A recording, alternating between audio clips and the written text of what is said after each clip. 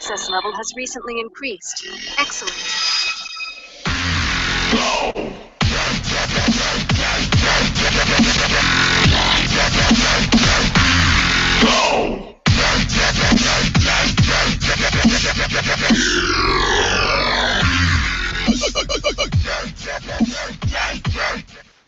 Incoming message.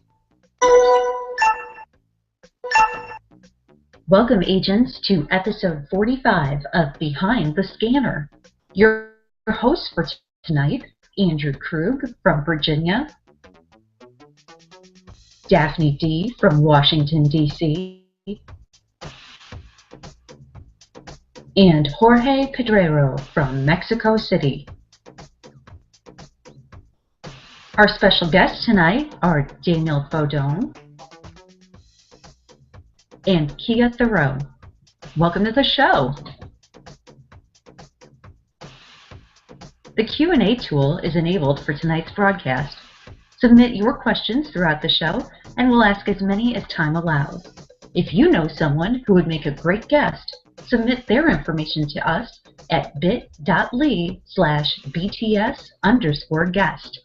Finally, you can watch past episodes and subscribe to our channel at youtube.com/behindthescanner. And now, your hosts of Behind the Scanner.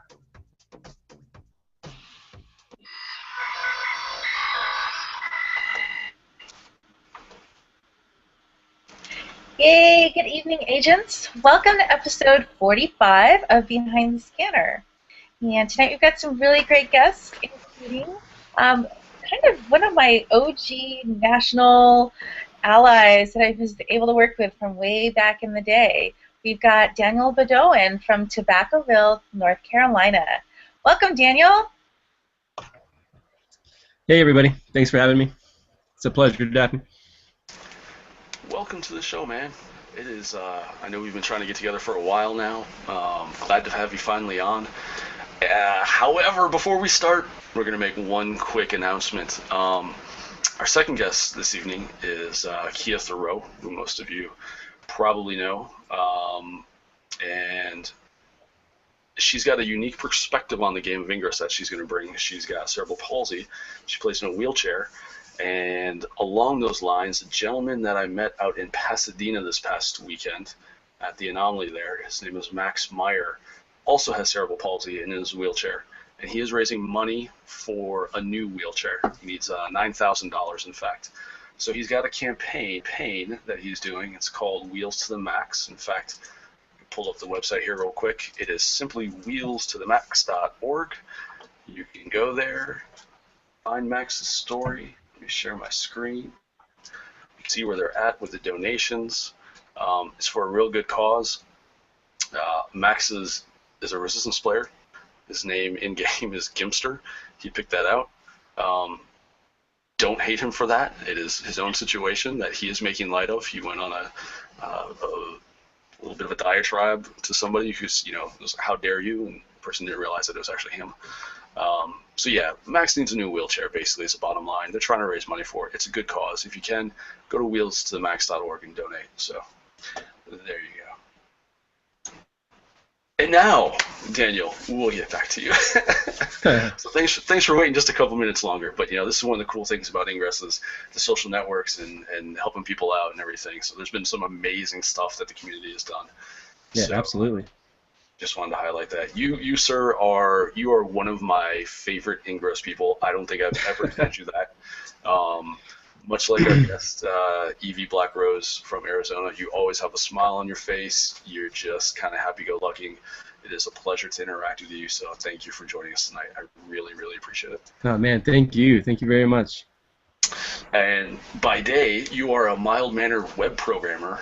By night, you're an Ingress agent known as Skate Zion. You also have 2 children as well. So how do you find the time to balance everything, though?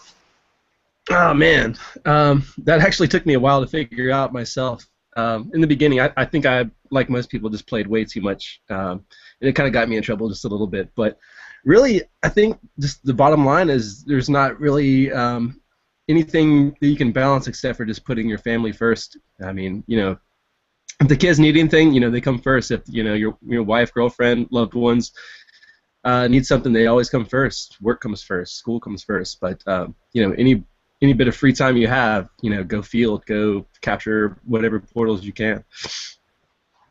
So do you go on many milk runs then? Is that?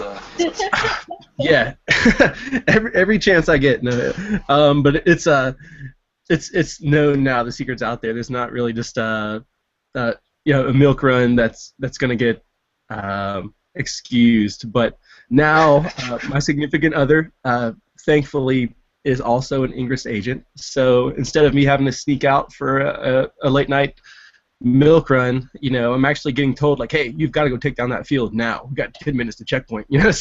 So it's actually, things have changed a lot for the better as far as balance and family life and Ingress life goes. Very cool.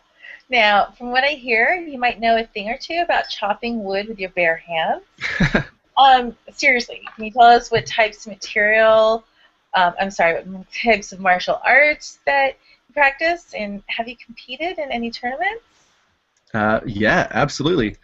I practice karate. It's a style called Wado-Ryu karate, which means way of peace style. And I love it. I absolutely fell in love with karate. Besides Ingress, as far as hobbies go, it's my whole life. I mean, I absolutely adore karate. It's something I'm going to be doing for the rest of my life. But yeah, I've competed. I don't really compete as much anymore, but I have competed a lot in the past. I've been to, maybe dozens and dozens of tournaments across the Southeast, Georgia, Virginia, Maryland, North Carolina, of course. And it's been a lot of fun. I was lucky enough to become the North Carolina Karate Champion in 2012 and 2013, back to back. But since then, I've kind of like, well, you know what? I've had fun in the tournament game, so I've started teaching a little bit and just kind of taking time for myself to just train with people that are just much, much better than me, and just kind of just relax and enjoy it. That's cool. And do your kids share your passion for flying jump kicks? Yes, especially my son. I've got a 3-year-old son, and he is just a ninja. He is so good. I mean, if he really sticks with it and enjoys it, he is just gonna be like the baddest dude when he grows up, man. He's he can wield dual nunchucks, and he's so much better than I am. He's just incredible. So who would win in a fight, Chuck Norris or you? Man, I would go buy Chuck Norris a beer. I would not fight that guy. Fair enough. Good answer. Good answer. All right. So as you mentioned, one of your passions is obviously Ingress. This is why we are here tonight. So yes, sir. Many of our viewers might know, maybe not, but you are the guy behind Glyph, which is becoming increasingly more and more important to look up and know. Can you explain what that is for folks who may not know what it is, and talk also a little bit about why you decided to study glyphs? Yeah, absolutely. The Glyph is a website now at glyph.com. You can try to spell that. But it's basically like a dictionary of each and every glyph in the Ingress universe and their meanings and their multiple meanings in some cases. And it's in my opinion, it's probably the most comprehensive list of glyphs and their meanings out there that I know of. It started when glyphs first started to emerge as just a Google Plus album, and what I would do is just before they even had meanings to them, I would just catalog them, and I would post information about where they came from, where the first glyph was found, what theoretical meanings are out there. And eventually, between investigators like people in Operation Essex and sensitives like Stein-Lightman, all the meanings eventually became known, and so I cataloged them in a website, like you're showing. Thank you. That's amazing. Yeah, that's pretty cool. Yeah, not my strong. Oh, wow! I didn't even notice that there was that little difference. Which interesting. Yeah. Very subtle nuances. What's that app to help you practice the glyphs? Glypher? Yeah, that doesn't even show any of that. Wow. I eventually want to upgrade the site and put actually, links to like tutorials like that, like Glyph for all the apps that you can use to practice. There's actually a Glyph training side to the website. I just haven't advertised it yet. I haven't really had a chance to perfect it, but it's actually there. If you go to glyphdictionary.com/training, I think it is, there's actually a little Glypher type game in there that someone helped me out with. I might need to try that out because, yeah, I cannot do Glyphs for squad. Yeah, my stats are open, and yeah, I'm pretty pathetic. Anyway, all right. So everybody who's watching, remember you can submit questions to our guests. And for those of you watching through YouTube, you have to click the banner at the bottom of the video that says "Be part of the conversation." And from there, just click on the square grid menu icon in the upper right and select QA. All right, so not just with the glyphs and everything, but the Ingress storyline to the casual player can seem pretty complex and disjointed. However, I mean, even from the very beginning, you're one of the people that were kind of the experts to help explain about the storyline. Now, what attracted you to focus on that part of the game and to eventually find Operation Essex? Well, the storyline is actually how I found Ingress. I was looking through YouTube on various tech tutorials and stuff like that, and I found the Ben Jacklin video where he found a glitchy phone, and it led to the next video where he tears the phone apart, and to the third video where he got kidnapped, and I was like, what the crap is this? Because at first glance it actually looked real. So I actually Googled what is Niantic and what is this stuff, and realized, finally found out that it was, an alternate reality game. And so there, of course, like everybody else, I put in a request for my invite, and I kind of scoured Google Plus to find people that could just give me an invite. But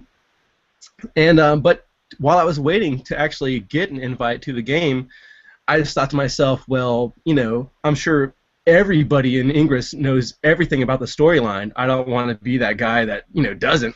And little do I know that there's only a few people that really follow it, as religiously as the Operation Essex crowd. But I just took the couple weeks while I was waiting for my invite, and I just read the entire NianticProject.com website and just got caught up. And from there, it's just kind of like a daily, newspaper read. What's going on in the world of Niantic? So I just keep up with it one day at a time now. That's pretty awesome. That must have been a lot of reading, though, back in the day. Don't you miss that project board, or the board they had? Oh, man, I miss it so much. I'm sure it was a headache to keep up with, but, man, that was so awesome. And you know what? Before I get into the next question, I pulled up your training site, and I got to say, man, nicely done, because this is awesome. I have absolutely no idea what I'm doing. And it's going to tell me that capture actually looks like that. Draw now. I'm guessing it's got to be like an N, right? No, probably not. No, it looks like that. There you go. So, yeah, check that out. glyphdictionary.com/training. Nice. Yep, and there was other people that helped me with that part. There's another gentleman that did the most of the scripting there. I'll have to get his name, and I'll give him a shout out later. I think Jose, who has been doing the Weekly Truth, he actually helped with the spreadsheet that entered in a lot of the newer glyph definitions and stuff too. Wow. Oh, very cool, very cool. All right, so let's get back to Operation Essex and the storyline a little bit. So you've been following us since day one. What, in your opinion, has been the most exciting or interesting development so far in the story? Ah, man, that's tough. Gosh. I think the resurrection of Roland Jarvis is one of the coolest things, because beforehand anomalies used to affect the alignment of some of the characters, and I thought that was really cool. That's kind of what got me into anomalies to begin with. But the fact that we actually brought Roland Jarvis back to life, with the shard game that everybody hates, but the fact that we actually was able to do that and change the story, vastly, I thought that was really cool.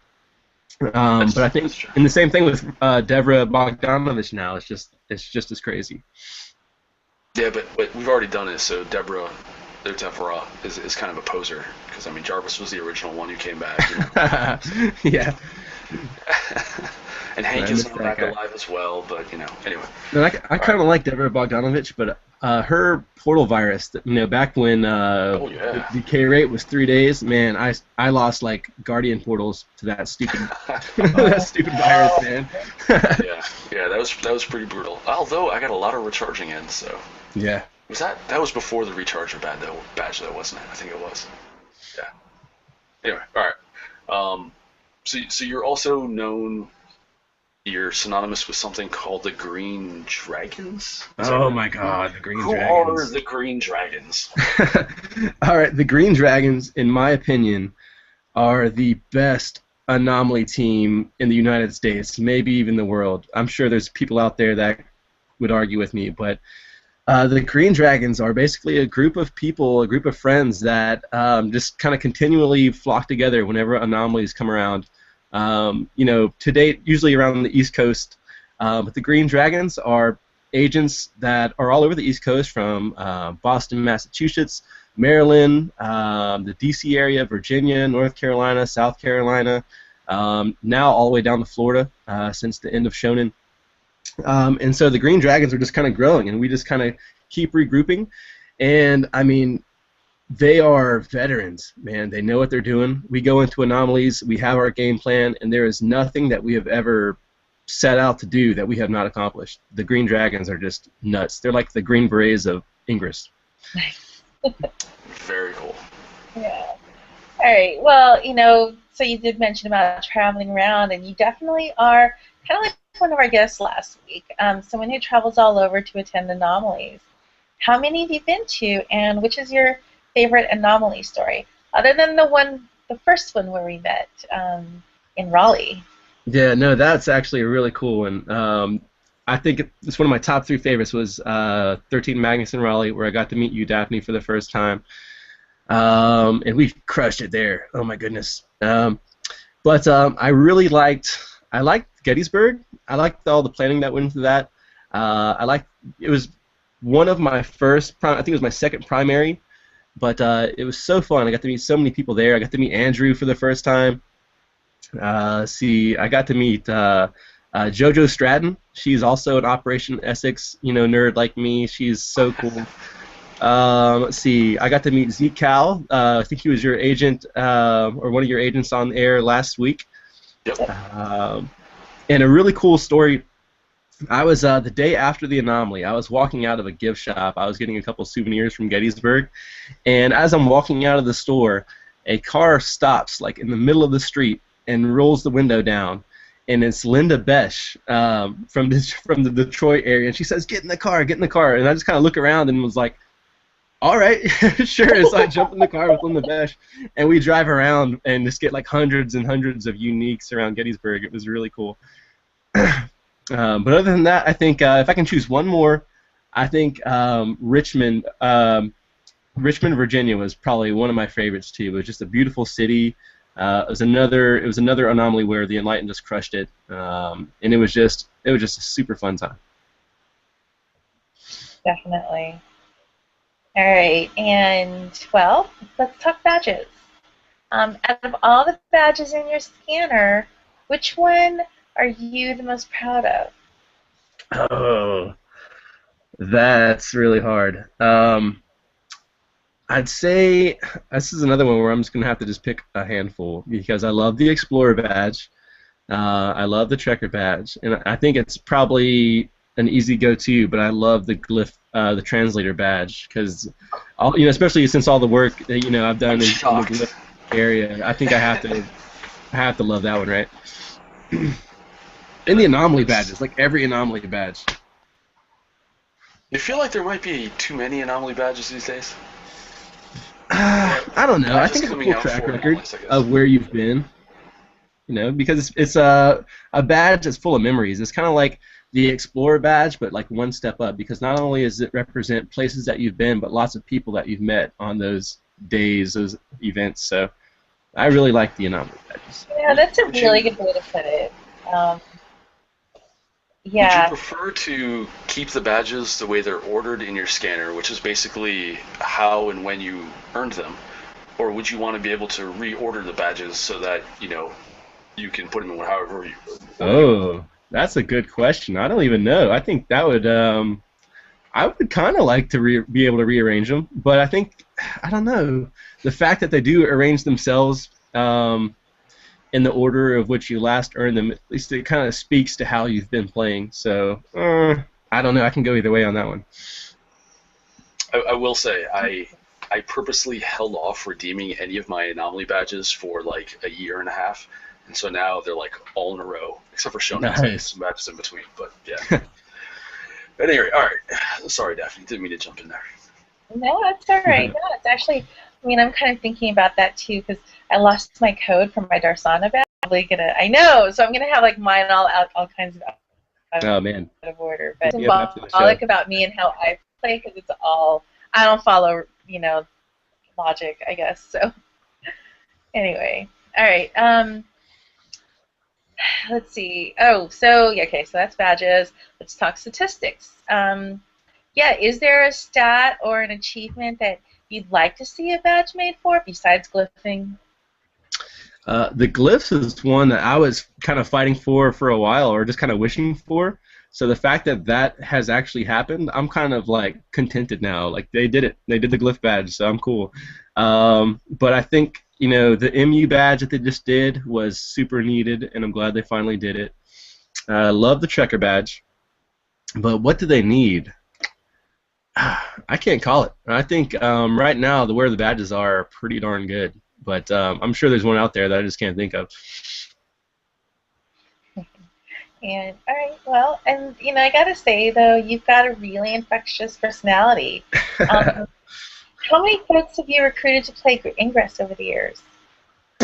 Oh, that's another tough one. Probably not as many as some people, but I know dozens and dozens of people I've been able to recruit. I usually find my recruits in the most oddest situations. I think one of the latest people I recruited was I locked myself out of my car at a gas station, and so while I was sitting in the gas station, I just recruited the gas station attendant. He was a super cool guy, and but I think it's funny that every time I do recruit somebody, if I actually try to recruit them and get their email and try to do the recruiter badge thing, never happens. They never keep playing. But anytime, I also locked my phone in the car that same night, and I recruited this guy, and he was just gung-ho, like level 5 the next day, and I was like, oh, if I could have just, sent him an email, it would have been great, but it's hard to say, dozens and dozens of people, and I think the coolest part about recruiting people is that, the people that they recruit also kind of count. So you recruit one person, but that one person recruits 3 people, and then one of those 3 people recruits 5 people, and it just goes on and goes on. So you can kind of be responsible for hundreds of agents just by recruiting one person, sometimes.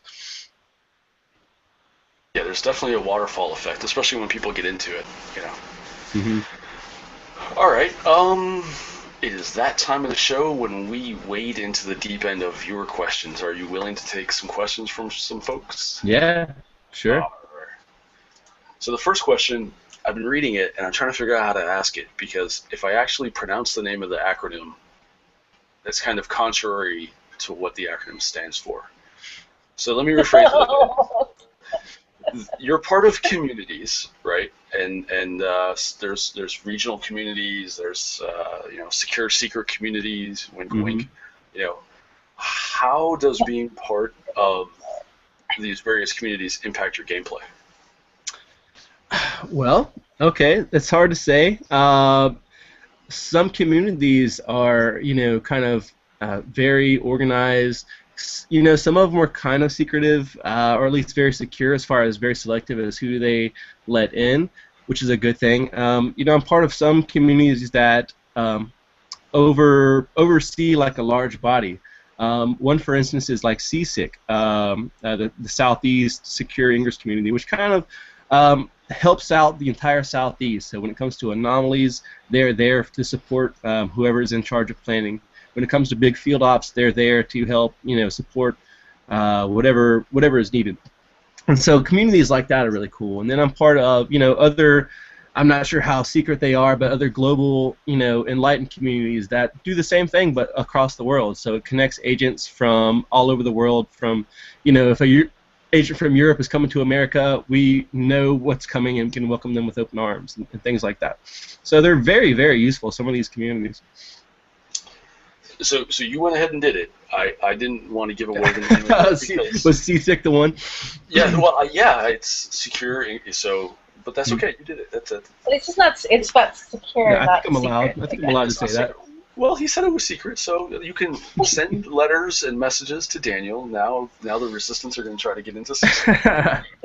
All right, that, by the way, was from Jennifer Jones, so I don't want to forget the people. Agents, I believe it's, I'm going to say it wrong, Apolami, something like that. All right, wow, we have a lot of questions. So let's go to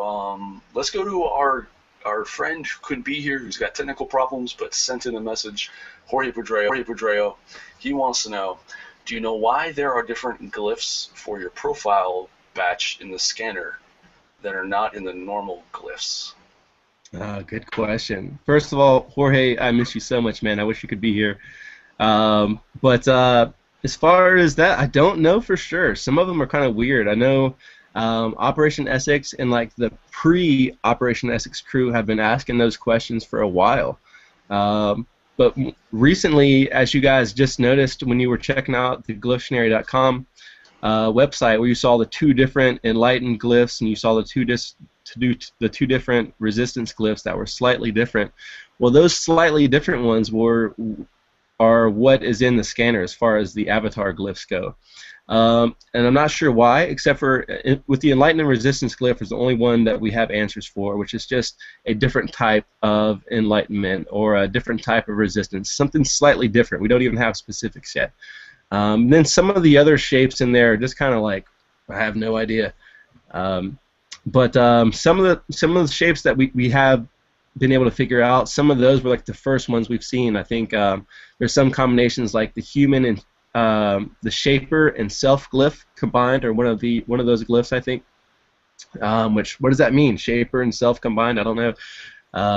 So that's a really good question, but unfortunately those have not been answered to date, at least not officially.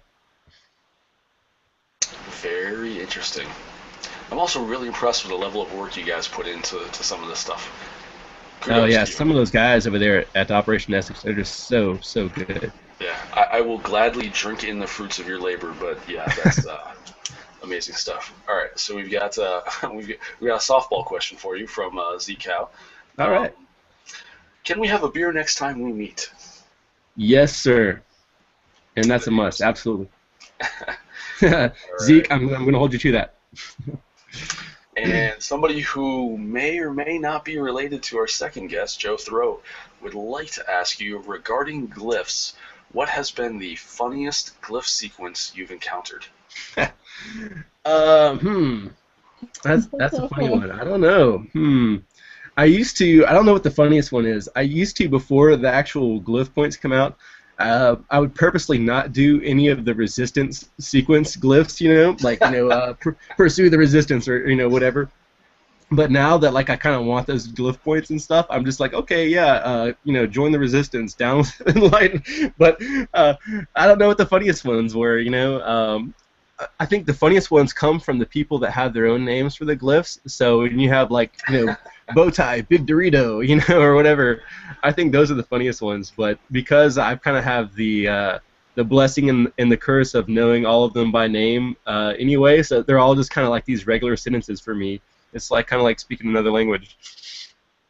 And to be fair, there's Big Bowtie and Little Bowtie. Right.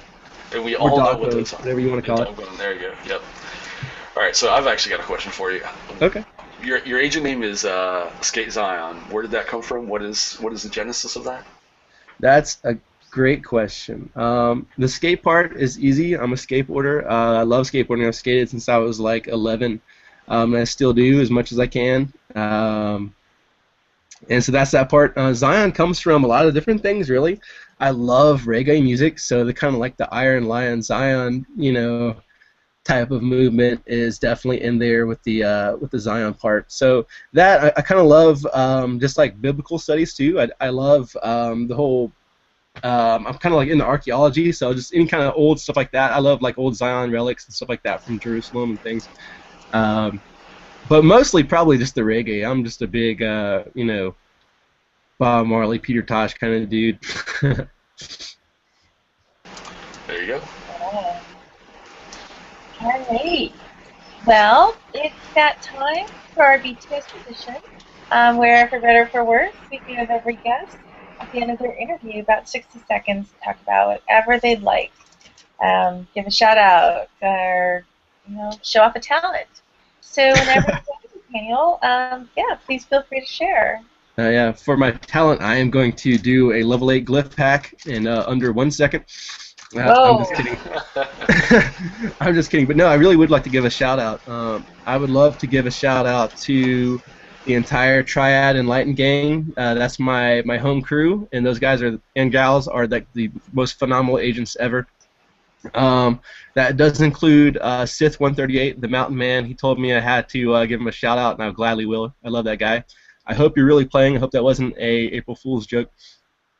I absolutely have to give a shout out to the Green Dragons. I love each and every one of you. You guys are the coolest. Seasick, since we already talked about them, I love you guys. And I want to give a shout out to the entire Operation Essex gang. You guys are so cool. And that's about it. Well done. Yeah. All right. Well, it sounds great. Thanks so much, Daniel. Love having you on the show. It's always great to Wait. What? Don't go anywhere. Don't say thank you and send him away. You know what? I'm sending him away as our guest that we're interviewing. And then you're going to bring him back? I'm going to bring him right back. Okay. Reel him back. Send him away and then reel him back in. All right. I'll let you do your thing. The park away. Anyway, but thank you, Daniel, for being our guest. And now, before we welcome our second guest, it is time for the Weekly Truth. This week we have... Who is Daniel Beaudoin. Shocked. Come back. Joining us to catch us up on what is going on this week in the Ingress storyline. So please welcome, not our guest, but our Operation Essex investigator, Daniel Beaudoin, Agent Skate Zion. Absolutely. This week in the world of the Ingress storyline, as you non-believers like to call it, I, for one, know that it's all true, and it's actually an ongoing conspiracy investigation. Let me just start there. So I don't have anything organized for everybody this week, but let's see. Hank Johnson is back. Obviously, a lot of agents saw him in Hanover. The recursion cycle is over. A lot of us fought for him in recursion with the Shard game, trying to break that cycle. I think the Enlightened during that time was trying to break his recursion and bring him back to one piece, whereas the Resistance were fighting to help Ada enslave humanity. I'm going to go ahead and put some Enlightened bias in my my newscast today. But anyway, that cycle has been broken. Hank Johnson is one whole living, breathing, bleeding human man with all his memories back, and a lot of cool things surround that, because not just the memories of the last 1,331 days, but there's a lot of kind of conspiracy theories floating around that Hank Johnson is not just Hank Johnson, but somebody that has been either reincarnated throughout the years or has been immortal this whole time. But a lot of people believe that Hank Johnson is also Alexander the Great. Any of you guys that are history buffs out there could be kind of excited about that. I don't know, but Alexander the Great was a pretty incredible dude. And you people in Hanover over the weekend may have met Alexander the Great in the form of Hank Johnson. Also this week, Devra Bogdanovich was secured, for lack of a better word, by the Resistance. This was a time period where the Sensitives' alignment hasn't been up for grabs in a very long time, probably since Clue, where she was won again by the Enlightenment, but kind of was stolen back to the Resistance by Ada. But Devra, I think, would have been a really cool candidate to be Enlightened, but I can't be mad with the Resistance kind of winning her back over. I don't know what that means for The Nazir coming into our domain, I think that's really questionable. Anybody that's super supportive of the Nazir kind of integrating with mankind, I don't know. It's very iffy. And in that same light, now a lot of people don't know this, or I haven't really seen a lot of talk about this recently, but the last Ada escape mission that Clue was talking about, Clue recently has been trying to escape from Ada, or escape from that kind of mental, I don't know what you want to call it, mental entrapment, slavery, or maybe they were just symbiotically joined. But anyway, those two have been separating lately, and if there's any agents out there in the Kyoto area that speak English, look in your scanner in your missions tab, because there should be, the last clue stated that there would be, the next Ada escape mission would be in the city of 1,000 lights or something like that, which I believe is Kyoto. And so right about now there should be a mission appearing. I don't know if there has been already or if there will be in the future, but it might be something to look out for, because there's, from what I know, one more mission left in the Ada Escape series, which helps Clue escape, or at least separate from Ada's clutches or that relationship. And so I think that's something that we should look out for in the very near future. And that's all I have for this week on the Weekly Truth. We appreciate it. So Truth in Lending, we asked Daniel to do this about 10 minutes before he came on. So very well done. Appreciate that. Thank you. By the way, did you know that Alexander the Great's body was preserved in a vat of honey after he died? Whoa, did not know that. True story. Yeah.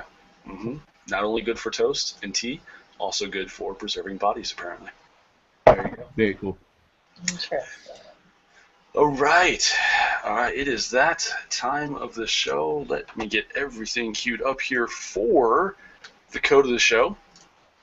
We actually have a special deal this week, a 2-for-1, if you will, because it is somebody's birthday. I'd like to give a special shout out to our sometime co-host, Miss Kelly Colton, Agent Kelly. It's her birthday today, so because of that, we have two. Whoa. There we go. Happy birthday, Kelly. Quick, everybody take screenshots, write it down, send it out to all your Hangouts. These are limited redeemable codes. I've mentioned this in the past. We don't know what they are. This new batch actually seems to be very highly redeemable. In fact, I think one of them from the past weeks lasted several days after the show. Usually they're gone within like a couple hours or an hour. So there you go. You got one for BTS and one for Kelly's birthday. Get it up there for just a couple more seconds. And going, gone.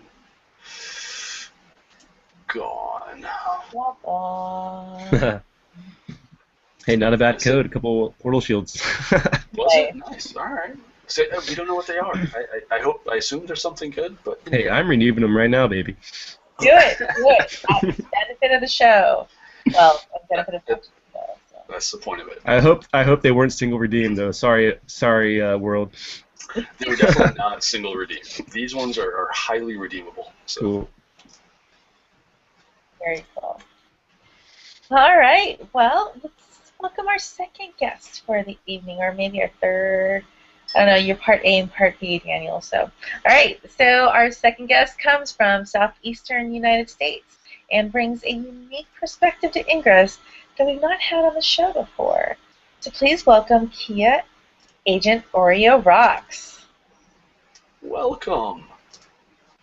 Thank you for joining us tonight. Really appreciate it. It's actually the first time I got to meet you in person. Oh, you're muted. We got to unmute you. Unmute her. Oh, no, son of a... Wait, are you there? There we go. Yeah. I think you're good. Excellent. Yay! That wasn't your fault. That was our fault. So don't worry about it.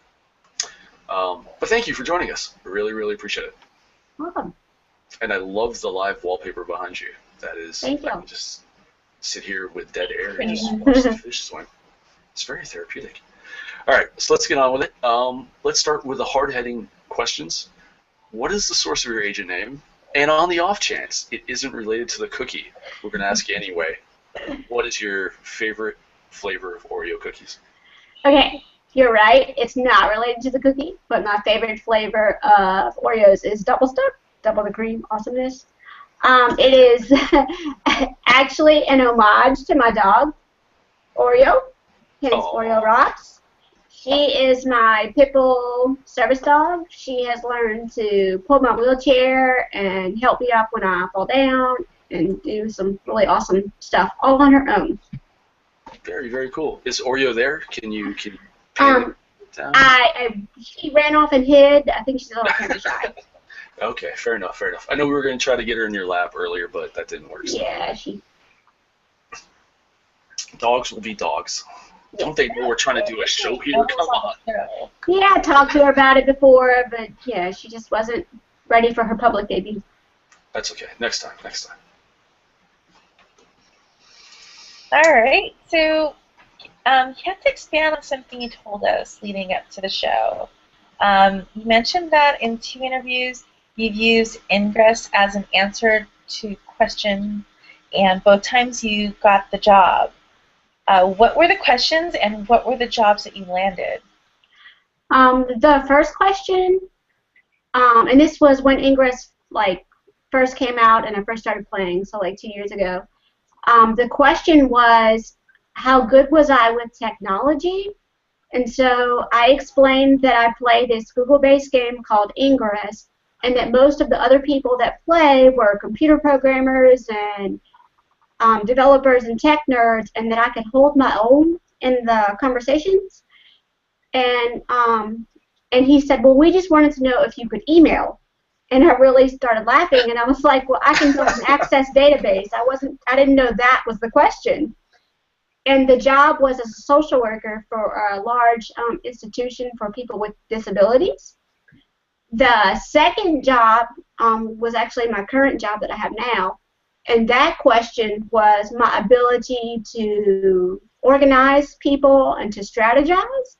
And so I said, once again, that I play Ingress, a Google-based geolocation game, where I have organized people on a worldwide scale to be at the same place at the same time to complete one mission and do one certain thing. And I got that job, which is a site manager for a place that helps people with developmental disabilities. That's awesome. You know what? We asked the question of Daniel, and I've got an answer for him of what badge you would like to see, and I think I'd like to see the cat herder badge for all the people that put on anomalies and things like that. No, yes. Man, that is a good one. Very cool. It's it is interesting how much experience you can get out of just a simple game. It teaches you leadership skills and how to organize and do conflict resolution and all this sort of stuff. So kudos to you for leveraging that. That's awesome. Yeah, Ingress has totally helped my professional life. I absolutely would not. This is my first supervisory role in my professional life, and I wouldn't have the confidence to do that had I not done what I've done in Ingress. That's very cool. That's very cool. I'm sure the Niantic folks watching are clinking their glasses now. But good for you. Good for you. So, besides playing Ingress, let's change the subject a little bit. I know, but we'll get back to it. Are you into any other games or comics or fantasy stuff? How do you relax besides Ingress? I don't relax very much, and I'm not a real huge gamer. Before Ingress, I wasn't a real gaming nerd. Now I'm totally a nerd.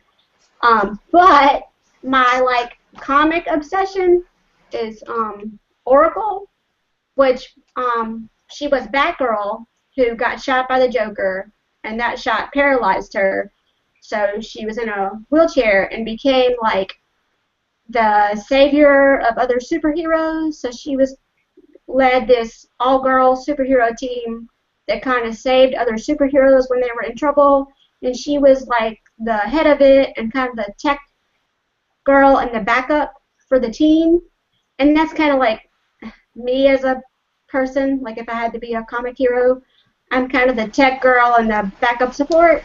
I'm not really a front man, but so she's my hero. I was going to say, not a character you can really identify with then, huh? Oh, yeah. But she is she's since been healed. Not cool. Bring Oracle back. I don't care if we got to shoot her again. But, yeah. Just saying. That's pretty cool. DC, speak to me.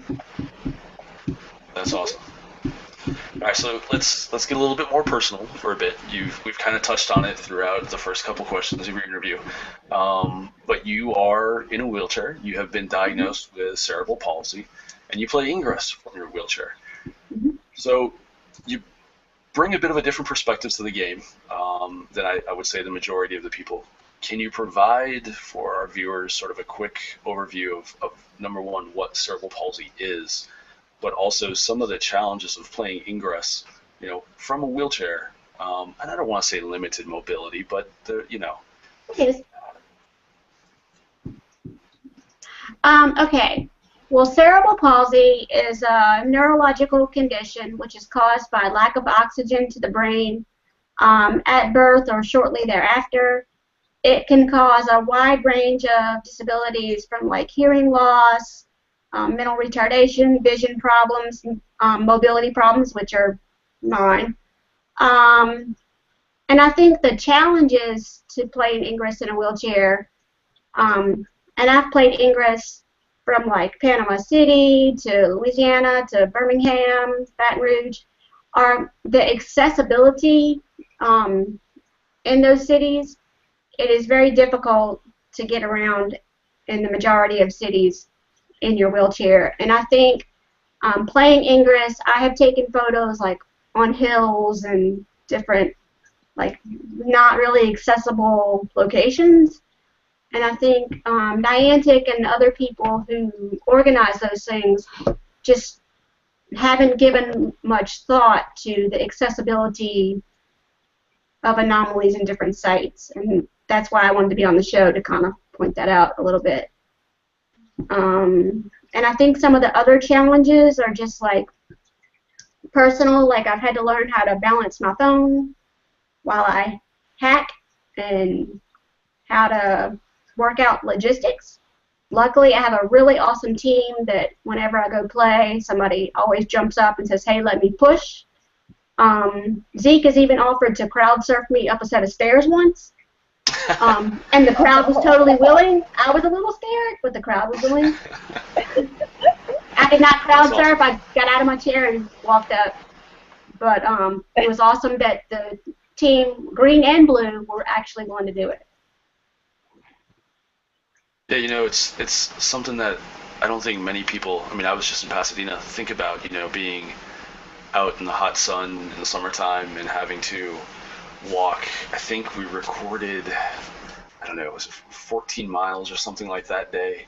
And so there's a group of people that either have to push themselves or be pushed, and it's a lot more physically demanding Absolutely. for them and their friends and their caregivers, just to enjoy the game as somebody else who would be more able-bodied could in that same environment. So kudos to you. You're a stronger person than me. I'm not sure I'd want to trek up some of these mountains and hills. I don't want to do it just in normal sneakers. So, all right. Do you participate in any sort of events to raise awareness about cerebral palsy or anything? Last month was Cerebral Palsy Awareness Month, and I did a small news bit for our local news to give a shout out for that. And actually, it was to give a shout out to one of the guys I work with, who is an awesome painter and has some pretty severe cerebral palsy, and he does a phenomenal job painting and artwork and stuff. So I was totally trying to sell his goods and promote cerebral palsy awareness. And last month, if I remember correctly, was Cerebral Palsy Awareness Month. Is that correct? Yes, yes. And today's Autism Awareness Day. Oh, that's Wow. right, it is. Totally squeezing in all my diseases. Get them all, yep. And yeah, you'll be able to talk about more if you'd like to towards the end of your interview. Yeah. Now, I know you've been to all the anomalies so far, but Shonen, do you have any thoughts on what works or doesn't work for participating in anomalies if you are mobility challenged? I think, like I said, working on the accessibility features, like trying to make sure the venue is accessible. Also, trying to, like, I have learned in an anomaly, I stick my anchor cord, like for my phone, to my battery under my leg, so that it helps keep my anchor and my phone on my lap as I roll and bump around. I've also learned to carry like a little belt pack with me that shoves extra stuff in, and I have a special wheelchair bag that goes with me for anomalies. Those are just some personal things that have worked for me. Some other things that I kind of think do and don't work is I have a really awesome team that always jumps up to help me and get me over curbs and volunteers to push. But I did want to mention that you don't typically want to push somebody in a wheelchair without asking them first, because your wheelchair is an extension of your body, and so you're basically touching someone without their permission. And oftentimes somebody will say, hey, if you hold this, I'll push. And so sometimes a lot of stuff gets dumped on my lap, which, by the way, you may not get your stuff back because I kind of forget and I went home with awesome stuff. And I kind of get a lot of stuff on my lap, which makes it hard for me to play, but then I feel rude if I say, hey, take your shit back. So just be a little mindful when you're piling stuff on somebody's lap, like maybe how much, or hold some of your own stuff. And yeah, like I don't mind holding, but I don't want to be your pack mule. There's a fine balance there, I guess, what I'm trying to say. That makes sense. It's a perspective that, like I said, I don't think many of us have. You're not in a barca lounger, rolling around the city. That's not the point. And I don't think anybody's trying to be rude. I think they just don't think about it. True. Speaking of rude, did I just date myself? Does anybody even know what a barca lounger is? I don't know. I do, but you did date yourself. I don't know what that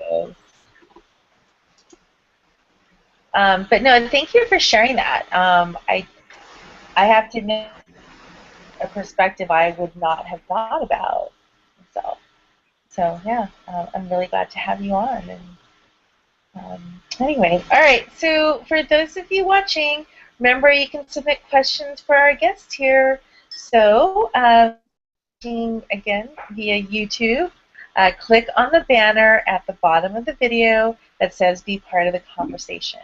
And we've had some really great questions so far. So yes, please join the conversation. So from there, just click on the square grid menu on the upper right and select QA.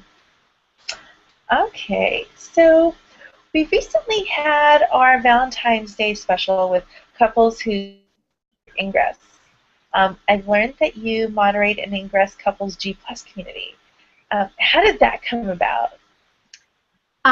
Actually, my husband, Tech Man Joe, who y'all know from the myriad of questions. Great questions. Oh, yes. We were talking one day when Ingress first came out and realized that there were not, at that time, a lot of couples who Ingress together. And the idea of people playing and their spouse not playing was causing a little friction among people sometimes. So we were trying to promote couples playing together. So we started the community, and it's a cross-faction international community for couples who play together. We do ask that you're already coupled. It's not like a site to hook up or find your next Ingress girlfriend. We're not the Ingress singles. Awesome Ingress site, but we're not that. And it's just a place where you can share your love of Ingress, your love of each other, maybe what you do on an Ingress date night, what you do with the kids while you Ingress. Just a good way to share your love for each other and your love of Ingress, because couples that hack together stay together. Did you say there's an Ingress? I mean, I'm married, so obviously I wouldn't have any visibility of it. There's an Ingress singles site or community? So I've heard. Interesting.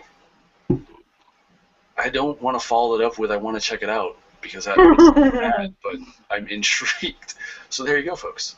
That's funny. I'm intrigued about this couples one, and it's called English Couples or Hacking Honeys. Hacking Honeys. I've seen you refer to Joe as your hacking honey. That all makes sense. Yes. Yeah, excellent.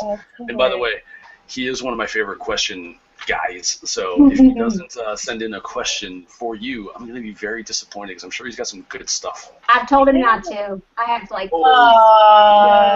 That's no fun. He's back in the room, so he's probably sneaking. But yeah. Well, let's continue on. You've let's see. You are. How do I want to put this? You're adventurous, and you have participated in the International Ingress Women's Day, among many other women-focused events. But tell us how that one actually came about, and what was the activity for it? What did you guys do? That actually started because the International Day of the Woman is March 8th, and so some resistance players from around the world, women, decided to promote women playing Ingress, because at the time that this started 2 years ago, there were not a lot of women who played Ingress and were into gaming, and so we tried to promote more women playing and more visibility. And when we first did it, through the tri-state area of Louisiana, Mississippi, and Florida, we only gathered 4 women together, which at that time was a feat.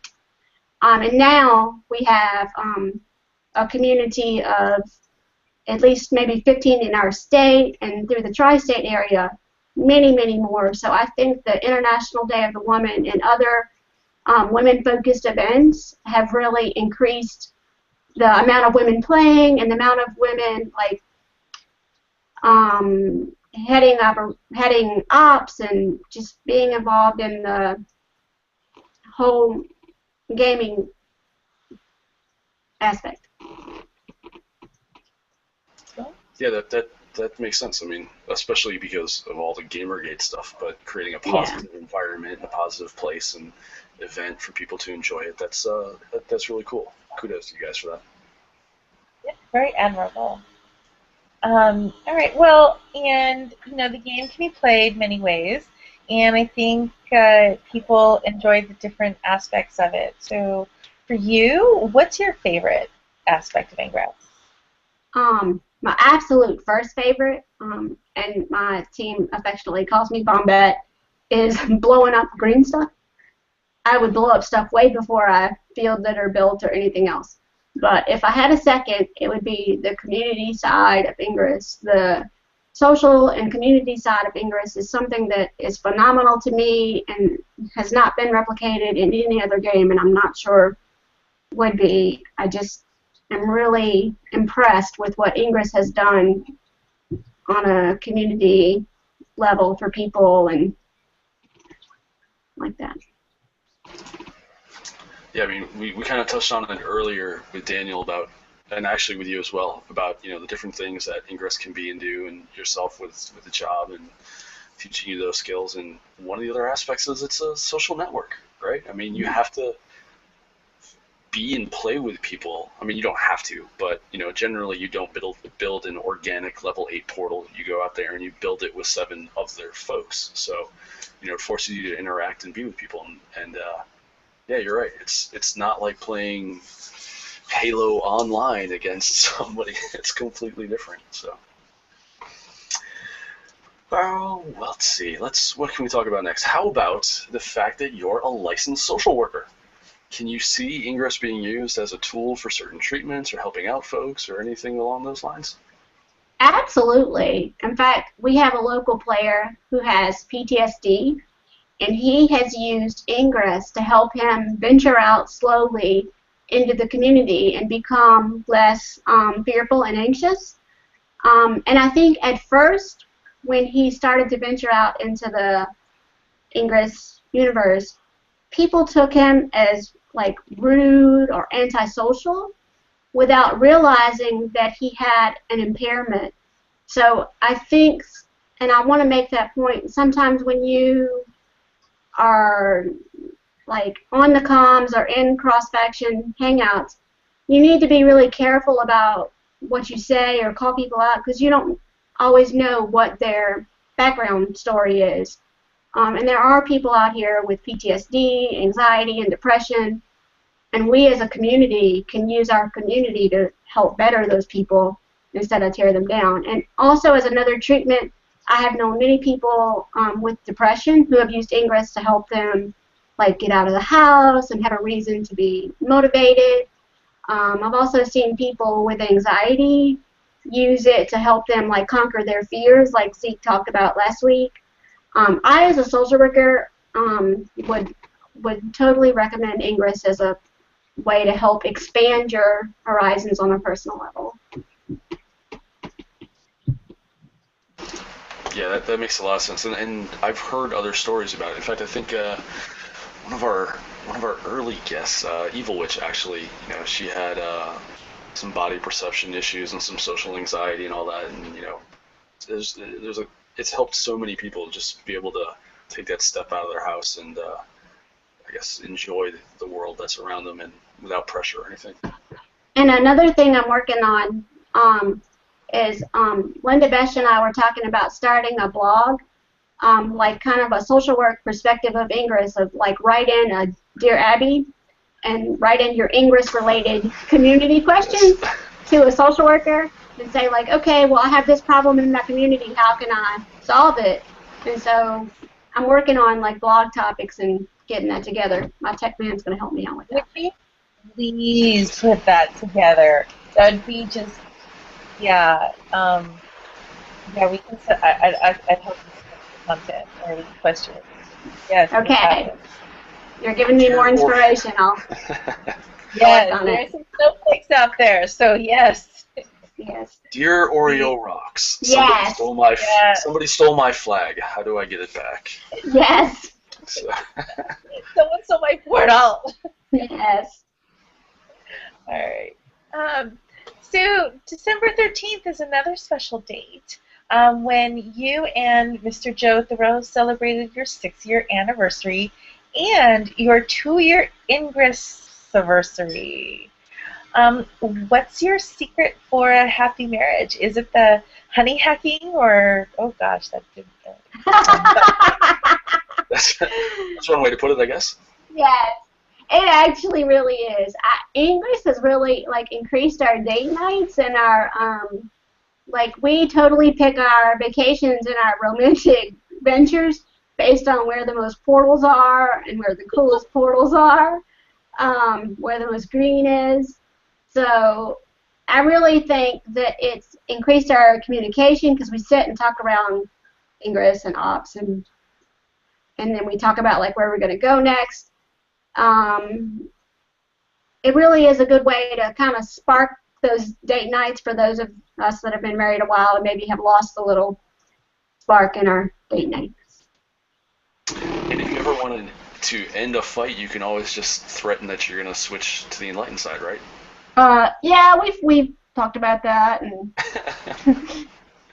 Take that would be a divorce. That would be a divorce. Yeah. All right, are you ready to wade into the deep end to go to the pool of the viewer questions? There's a lot of them in here. So. Oh wow, okay, yeah.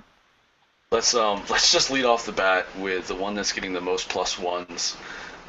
It is from, let's see, how do you pronounce the last name? Joe Theroux? Okay, I'm killing him. And the question is, at Kea, what has been your favorite Ingress date, with or without me? My favorite Ingress date without you? No, with him or without him? Well, I said without him. Oh. Without him. Okay. So, you don't have to go into the details. That's okay. I mean, okay. I would like to know the details. Well, I'm telling. Okay. Okay, my favorite Ingress date without him, I totally love Ladies' Night. Shout out to my ladies. Once every 3 months, we totally get together, do a Ladies' Night. The Greens kind of find us, but we totally get together, have some drinks, and have a Ladies' Night on the town, smashing some greens. But my favorite Ingress date with him would have to be our last anniversary, where we totally had an Ingress anniversary, and we even watched the Smurfs movie. Wow. Going all out. Wait, which Smurfs movie? Blue and blue, through and through. The Smurfs movie with Neil Patrick Harris? Yes. Or not? Was that Neil Patrick Harris? Yeah, NPH. Yeah, okay. I've got kids. I don't have any Resistance players with me. But. All right. Zeke would like to know. So we talked about advice.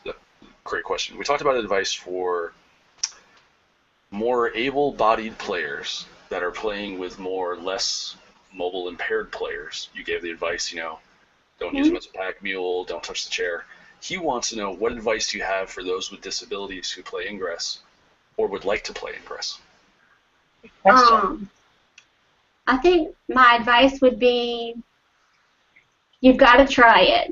You've got to get out there and be adventurous. Because when I first started playing, I really wasn't good at my chair. I don't use my chair on an everyday basis. Like when I'm at work, I work in a small building, so I walk a lot.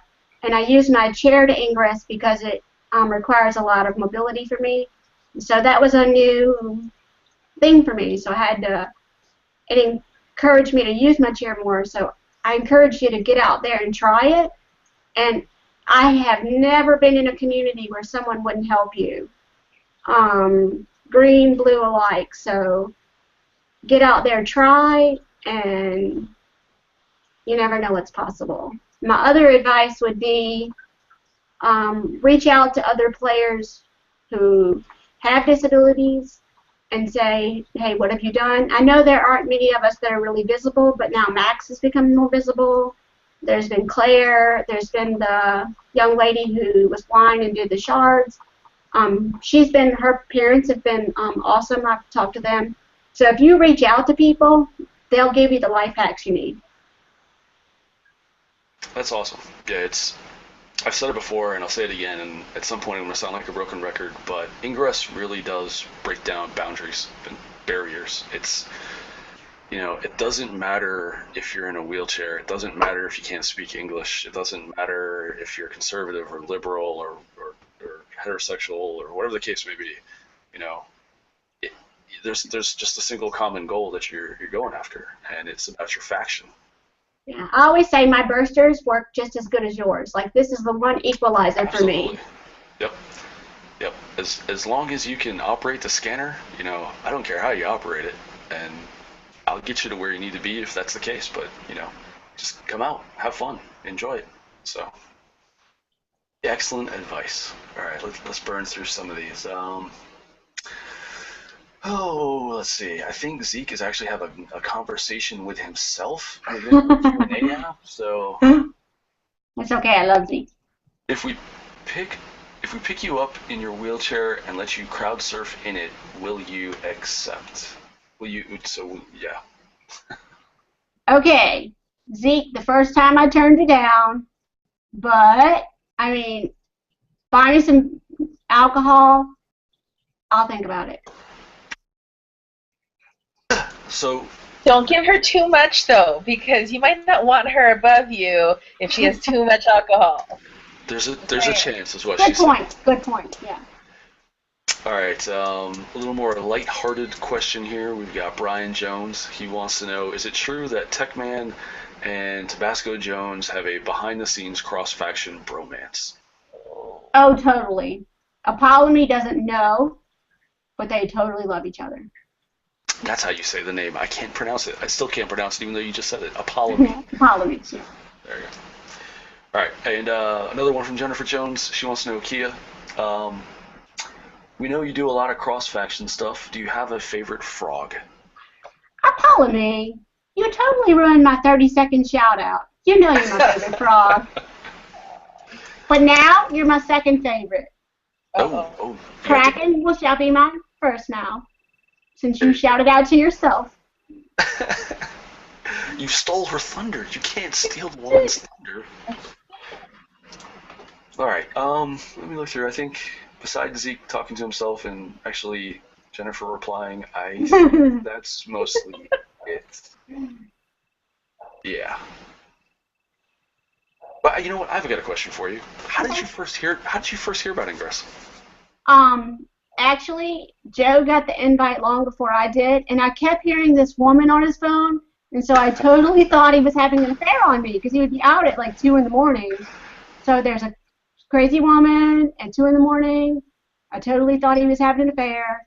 But eventually I learned he wasn't and joined the game so that I could like find him and actually spend time with him. It is totally his mistress, like, but now we do it together.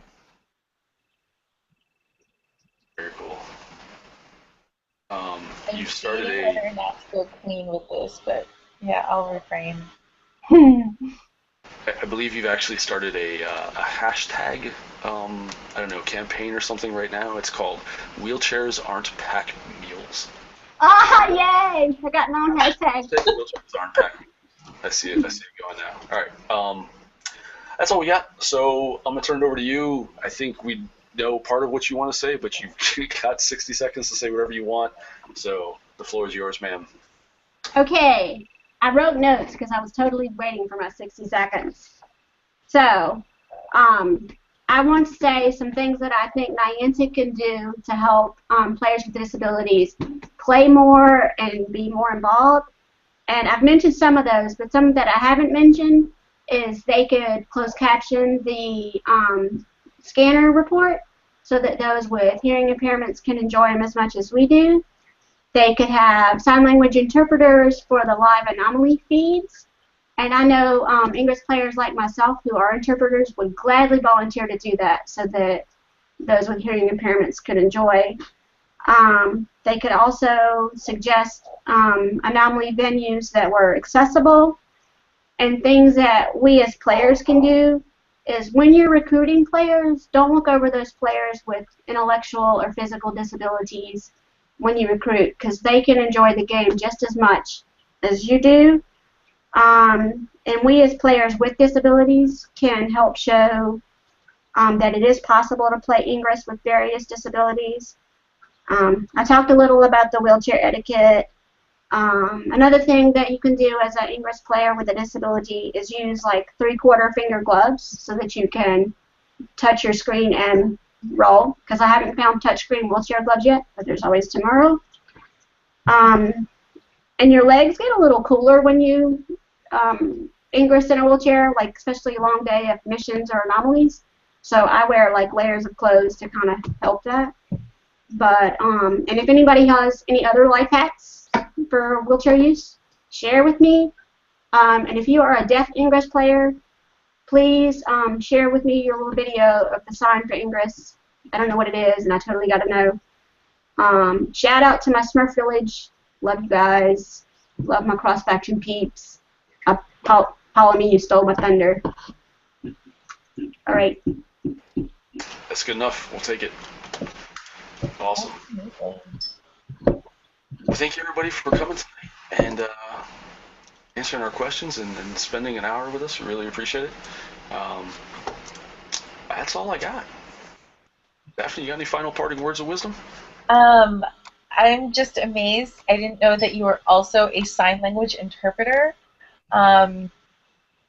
Wow, yeah, you are probably one of the most remarkable players that, yeah, I've had the pleasure to interview here on the show and meet, I guess, so to speak. So, yeah, thanks for being a player, thanks for being on the show, and thanks for all the service that you do, period.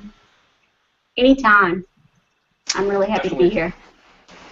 Tell Joe to keep the questions coming, that he can't stop watching just because his wife is on the show now. So maybe we can get Niantic to make a BTS badge as well. Yay. That'd be cool. Oh. That would be awesome. I want them to give my trekker badge to Joe because he totally earned all the walking miles. You know what? I hadn't even thought of that. That's interesting. Or they can change it to walk/rolled. There you go. Just have been, not walked. Just been. Yes. Maybe. Yeah. All right. Again, thank you, Daniel. Thank you, Kea. Really, really appreciate it. Thank you guys so much. Yeah, and everyone else, we'll see you guys next week.